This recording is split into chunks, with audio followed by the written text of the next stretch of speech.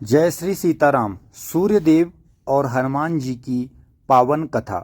जब हनुमान जी का जन्म हुआ तब वे बहुत ही चंचल और बलशाली थे।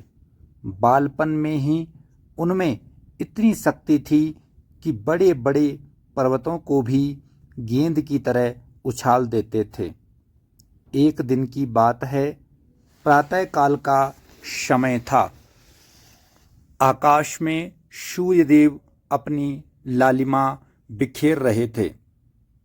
बाल हनुमान की भूख नन्हे हनुमान को बहुत तेज भूख लगी। उन्होंने आकाश में चमकते हुए सूर्य को देखा तो उन्हें लगा कि यह कोई लाल लाल मीठा फल है। बाल सुलभ चंचलता में उन्होंने सोचा, इसे खाकर अपनी भूख मिटाता हूँ। हनुमान जी अत्यंत बलशाली, क्योंकि पवन के पुत्र जो हैं। बस फिर क्या था, पवन पुत्र ने एक लंबी छलांग लगाई। उनका शरीर विशाल होता गया।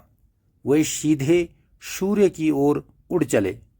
उनकी गति इतनी तेज थी कि देवता भी अचंभित रह गए। बड़े बड़े देवता भी आश्चर्य में पड़ गए।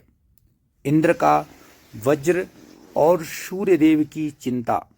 सूर्यदेव ने देखा कि एक बालक उनकी ओर बढ़ रहा है। उन्हें लगा कि यदि यह बालक पास आ गया तो सृष्टि का संतुलन बिगड़ जाएगा, पूरी पृथ्वी पर अंधेरा छा जाएगा और हो न हो यह बालक मेरे तेज से जल जाए। उसी समय देवराज इंद्र को भी चिंता हुई।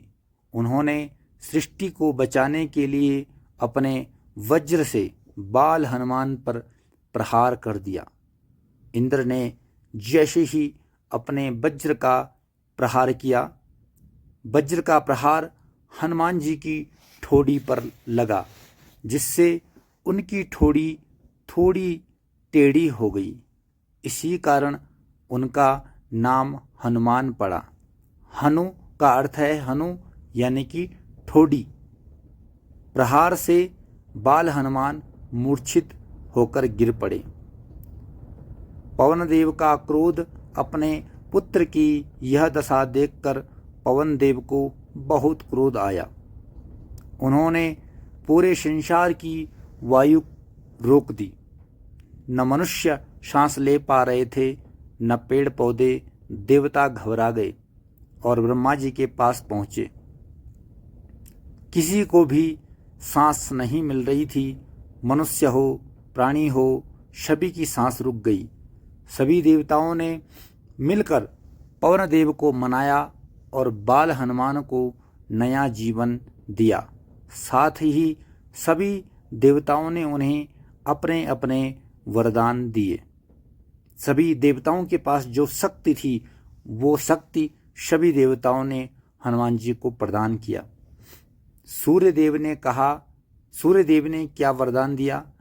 जब सूर्यदेव ने देखा कि यह बालक कोई साधारण बालक नहीं है, तो उन्होंने भी हनुमान जी को वरदान दिया। सूर्यदेव बोले, हे वानर श्रेष्ठ, मैं तुम्हें समस्त शास्त्रों, वेदों और व्याकरण का ज्ञान दूंगा। तुम मेरे शिष्य बनोगे और संसार में ज्ञान के प्रकाश की तरह चमकोगे।